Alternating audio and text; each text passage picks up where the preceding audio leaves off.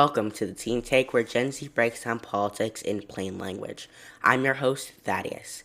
We have a lot to discuss today, everything from ICE raids in LA and California as a whole to Elon Musk's New America Party.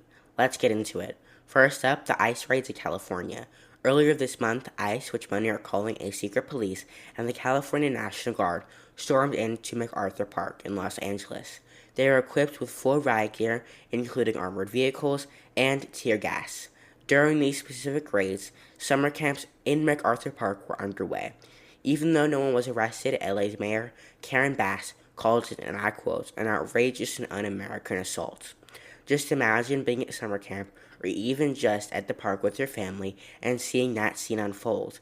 That's not just a political headline, that's a kid's summer being torn apart in a matter of minutes. Politicians need to think deeper than just their political agenda, but how it affects people they were voted in to serve. This raises the question for me, as a teenager, is it even safe to be in parks and other recreational centers?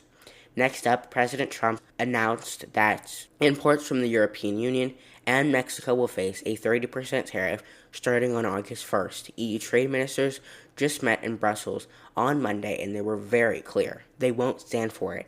They suspended 21 billion euros, or about $24.5 billion in retaliation for a month, giving both sides time to negotiate.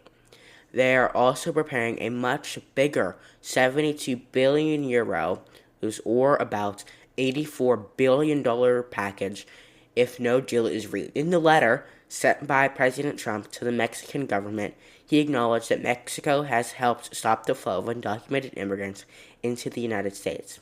Still, he stated that they had not done enough in other aspects. Along with the EU and Mexico tariff announcements, President Trump also announced 20 additional tariffs, including a massive 50% tariff on Brazil, a member of BRICS group: Brazil, Russia, India, China, and South Africa.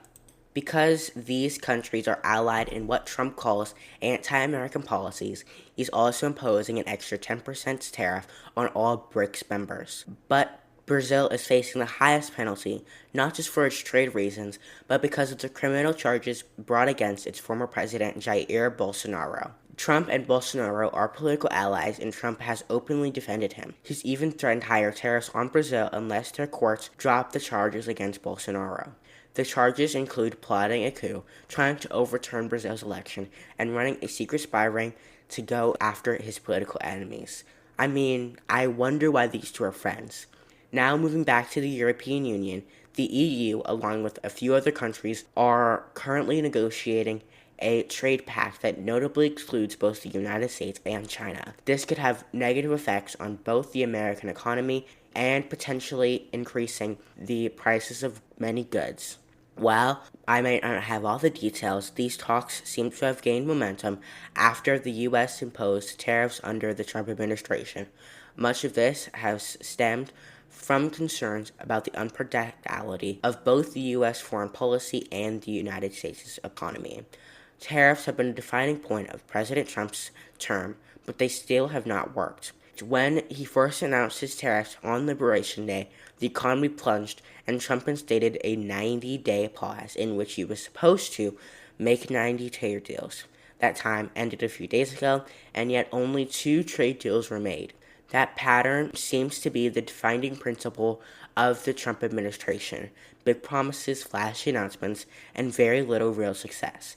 They say one thing and yet do a completely different thing. It's confusing to me why the president and his administration continue to enact these tariffs in hopes they will work, and they still aren't working. These tariffs are not felt by the country, but by the American people, which goes against President Trump's America First agenda. On Monday of this week, President Trump announced that Russia would face a secondary tariff of 100%, along with additional sanctions, if the war between Russia and Ukraine doesn't come to an end within 50 days.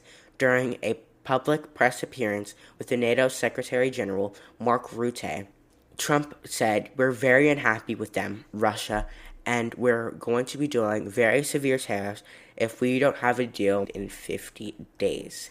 Lastly, a few days ago, Elon Musk announced his America Party. This comes after his falling out with President Trump and MAGA. It is uncertain what will come of this announcement.